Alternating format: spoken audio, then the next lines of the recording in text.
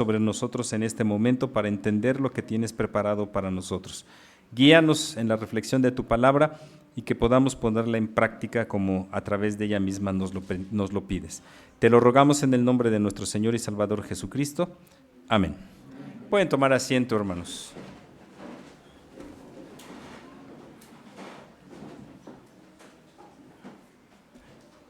De la Biblia se han dicho muchas cosas.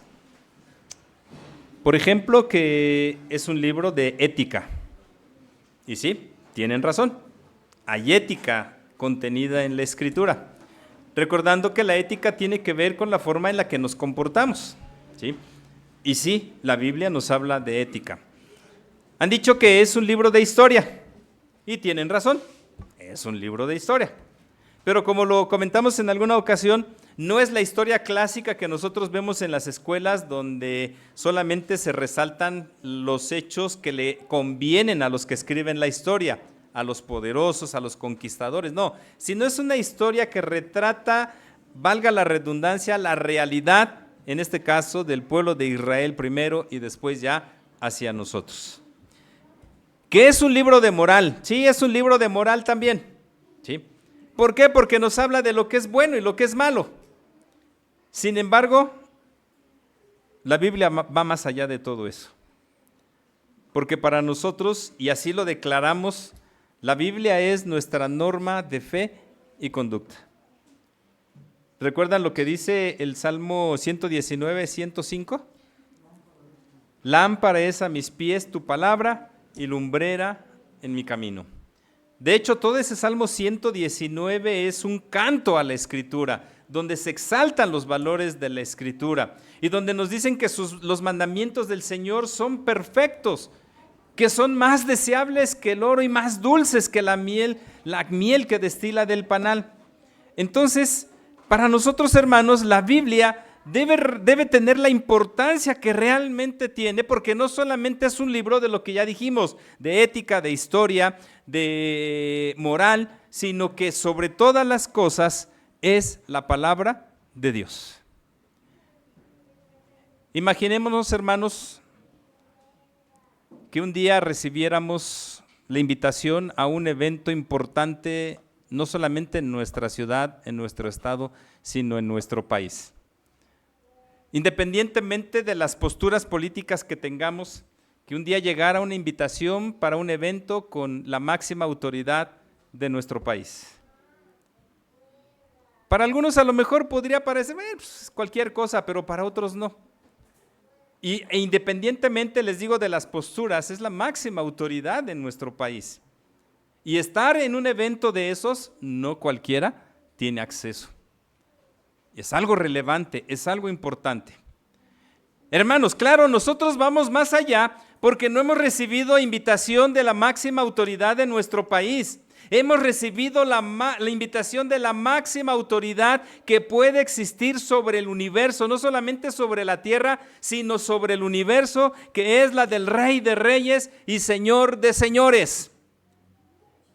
Y hermanos, a veces ahora sí que permítanme la expresión, pero a veces nos aguantamos y nos aventamos discursos de 1, de 2 horas, de 3 horas que nos expresan muchos políticos.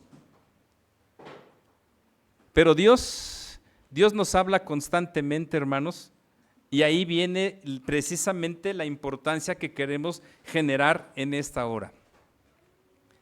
¿Qué representa la Biblia para nosotros?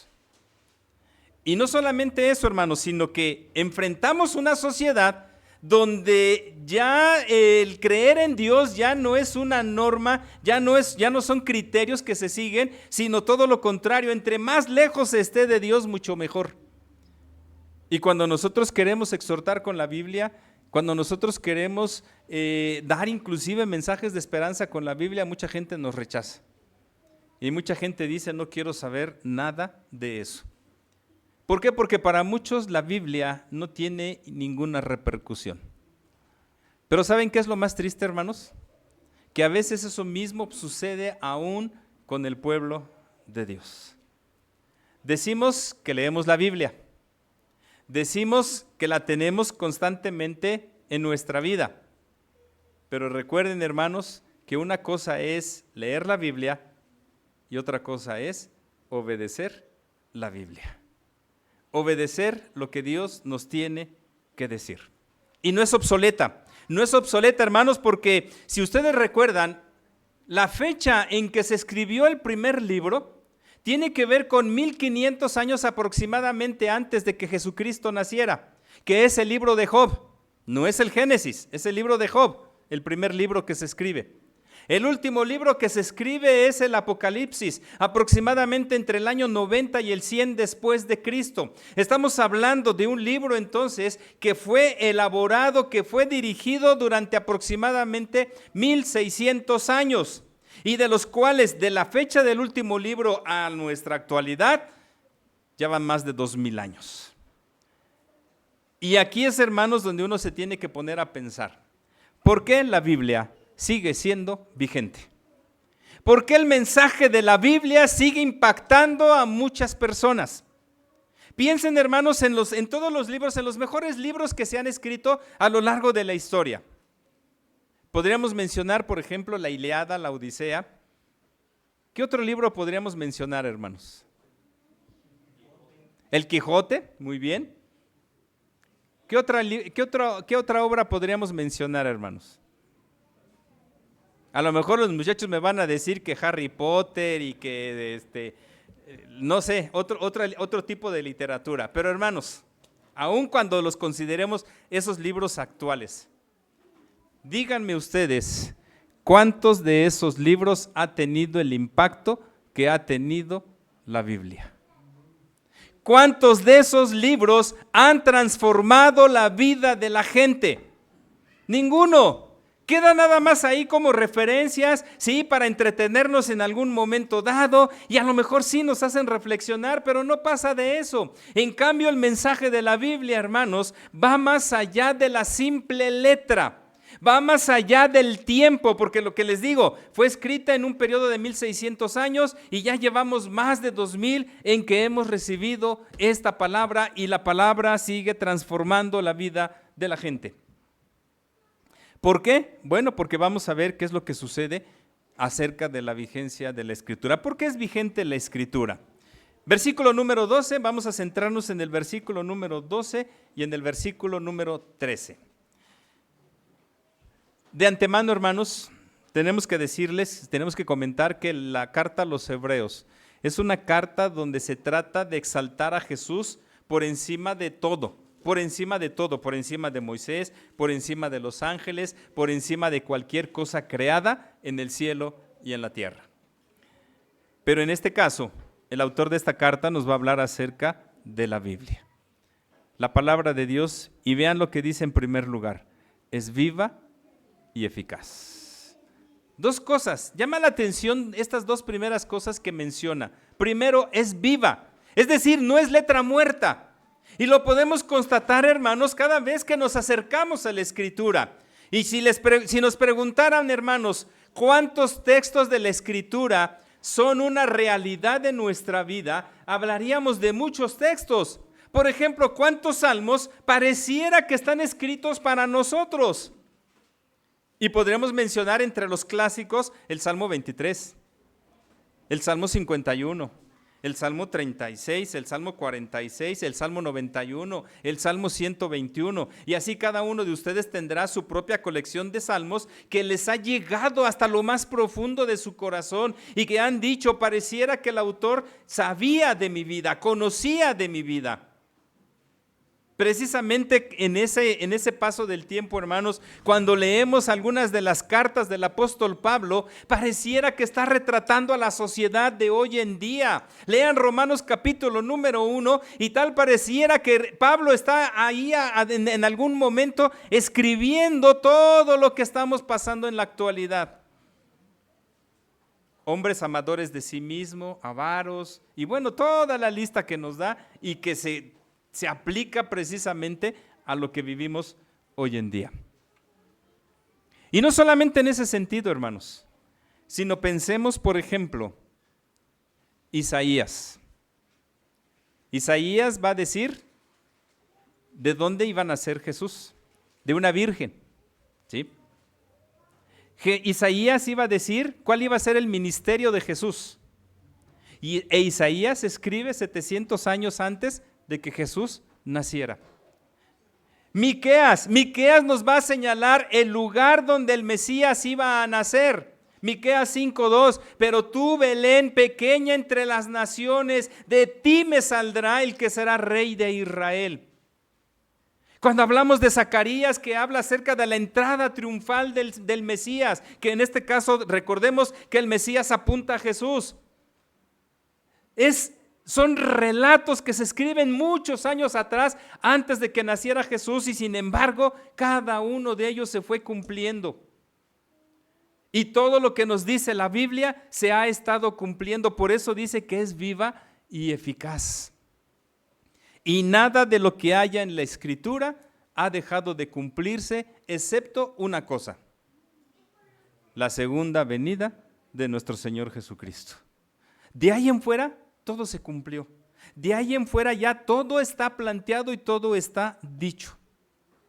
Entonces, hermanos, la Biblia realmente cumple con estas condiciones de ser viva y eficaz. Y luego sigue la siguiente razón: más cortante que toda espada de dos filos.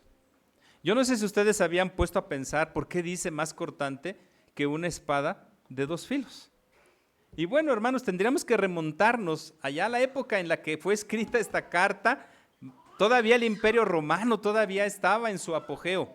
Y entonces el autor de esta carta está viendo las espadas de los soldados y está viendo la espada de dos filos. La espada de dos filos era el arma más agresiva en el Imperio Romano de la infantería.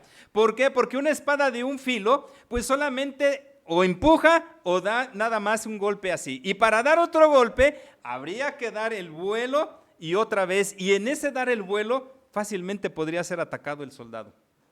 En cambio, con la espada de dos filos, era, por decirlo así, de ida y ahí mismo en el impulso de regreso, sin dar oportunidad al enemigo de poder reaccionar. Entonces el autor de esta carta está señalando que la Escritura, que la palabra de Dios es precisamente como esa espada, que si no nos da de ida, nos da de regreso. ¿No ha sucedido así, hermanos? ¿Cuántas veces nos hemos acercado a la Biblia y hay algo que el Señor nos tiene que decir? Aun cuando sea el mismo versículo que leamos durante un mes, el Señor nos va a decir algo nuevo cada día. Y entonces, en ese sentido, no podemos escaparnos al mensaje de la Escritura, hermanos. Porque Dios nos habla acerca de todos los temas. Nos habla acerca de cómo debemos vivir, cómo debemos enfrentar la vida. Y nos habla de los peligros también a los que nos vamos a enfrentar. Todo, absolutamente todo lo que tiene el ser humano en su corazón y en su ser está contemplado en la Escritura. Sí, a lo mejor alguien dirá, oiga hermano, pero hay cosas que no son tan específicas. Sí, está bien, lo aceptamos. ¿Por qué? Porque para Dios, más que lo específico, para Él lo más importante son las bases que se deben sentar. Un ejemplo. ¿Cómo podríamos hablar hoy en día acerca del tabaquismo, acerca de la drogadicción en términos bíblicos, hermanos? ¿Cómo podríamos hablar acerca de esos temas? Porque busquen así y no lo van a encontrar. No lo van a encontrar. Pero sí encontramos palabras fundamentales como de que nosotros somos templo del Espíritu Santo y de que nuestra vida debe ser una vida de santidad y de que el mismo apóstol Pablo dice, sí, todo me es permitido, todo me es lícito, pero no todo me conviene, no todo me edifica. El autor de Eclesiastés, que en este caso es Salomón, aunque se dirige a los jóvenes, sin embargo es para todos. Joven, disfruta tu juventud, tome placer tu corazón en esos días, pero sabe que por sobre todas las cosas Dios te juzgará. Y Dios nos va a llamar a cuentas. De hecho, el versículo número 13 así termina. Y abiertas, dice, todas las cosas son desnudas y abiertas a los ojos de aquel a quien tenemos que dar cuenta. Todos, hermanos, tenemos que dar cuentas de nuestra vida. Y entonces en este sentido de lo que es esta imagen de la espada, dice que esta espada penetra hasta partir el alma y el espíritu. ¿Sí? Penetra hasta partir las coyunturas y los tuétanos. ¿Recuerdan dónde está ubicado el tuétano, hermanos? Adentro de los huesos. O sea, la palabra de Dios, hermanos, va a ir hasta lo más profundo de nuestro ser. No solamente el cerebro, la mente o el corazón, sino hasta todo, absolutamente todo lo que implica nuestro ser. Y la proyección de la Escritura, hermanos, entonces es total e íntegra con nuestra vida. Discierne los pensamientos y las intenciones del corazón. No hay nada que escape entonces a la Escritura. Todo está contenido en ella. Pero hermanos, llegamos ante el momento en que es importante tomar decisiones. Dice aquí en el versículo 13 al principio, no hay cosa creada que no sea manifiesta en su presencia. Nuestra vida, hermanos, como dice aquí, todas las cosas están desnudas y abiertas a los ojos de aquel a quien tenemos que dar cuentas.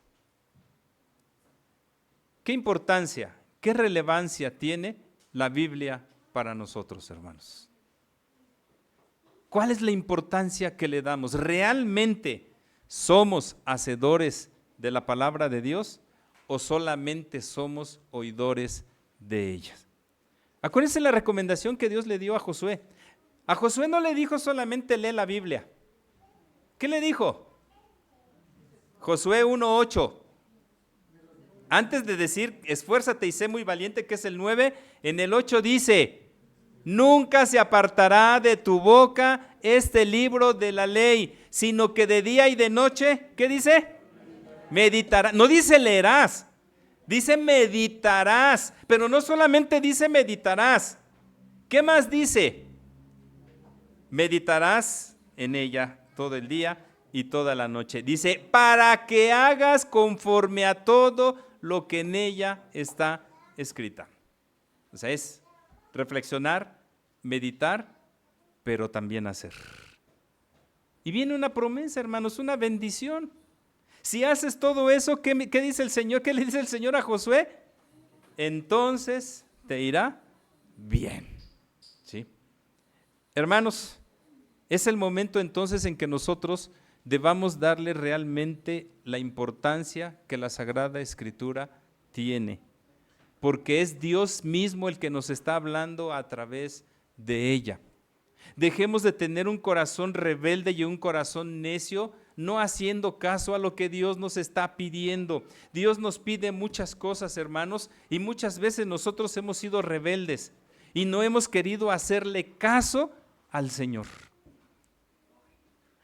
Por eso, hermanos, debemos reconsiderar nuestra postura con respecto a la palabra de Dios.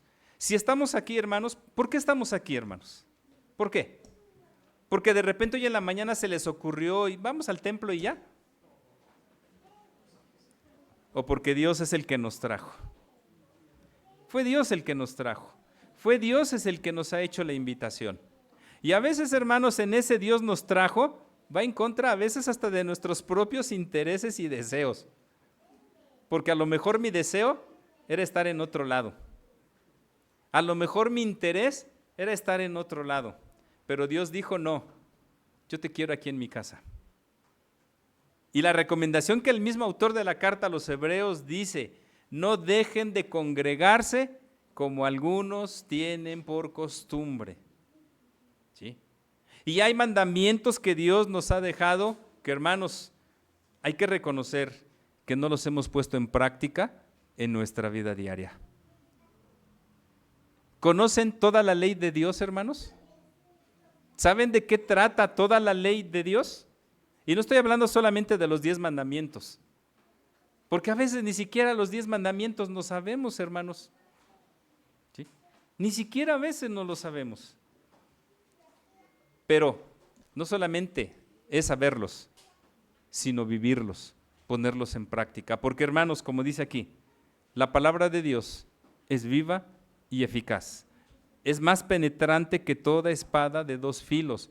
Penetra hasta partir el alma, el espíritu, las coyunturas, los tuétanos y discierne los pensamientos y las intenciones del corazón. Dios conoce nuestro corazón. Dios sabe cómo estamos en este momento, hermanos. Dios sabe si realmente estamos aquí para darle la honra y la gloria que se merece, o estamos en otro lugar, o estamos bajo otras condiciones aquí, hermanos. Por eso tenemos que rendir nuestra vida ante la palabra de Dios. Porque Dios, hermanos, es el que nos está hablando. No es el que está parado aquí el que les habla. Es Dios el que nos habla. Es Dios el que nos transmite su mensaje. Es Dios el que nos quiere decir algo. Y cada vez que abramos la Biblia pensemos, ¿qué me quiere decir Dios en este día? ¿Qué me quiere decir Dios en esta mañana? Y aún, ¿qué me quiere decir Dios en esta noche? Porque Dios siempre tiene algo que decirnos. Y ojalá que seamos obedientes a su palabra. Y ojalá que seamos lo que dice la misma Escritura ahí. No solamente ser oidores, sino hacedores de ellas. Porque como dice aquí, nuestra vida está desnuda ante aquel que lo mira todo. ¿Se acuerdan que hace unas semanas decíamos que cómo podemos hacer sonreír a Dios? Y parte de hacer sonreír a Dios es cumplir con su voluntad. ¿Y qué les gustaría, hermanos? ¿Que Dios sonriera por nuestra causa o que Dios se entristeciera por nuestra causa? Ojalá que Dios sonría cada vez que nos vea. ¿No les gustaría que Dios constantemente estuviera diciendo lo que dijo de Job? Mira, un hombre perfecto, un hombre recto, un hombre íntegro. ¿No les gustaría que Dios dijera eso de nosotros, hermanos? Si queremos que lo diga, si queremos que sonría, que esté contento con nosotros, cumplamos con lo que Él nos pide. Que el Señor nos bendiga.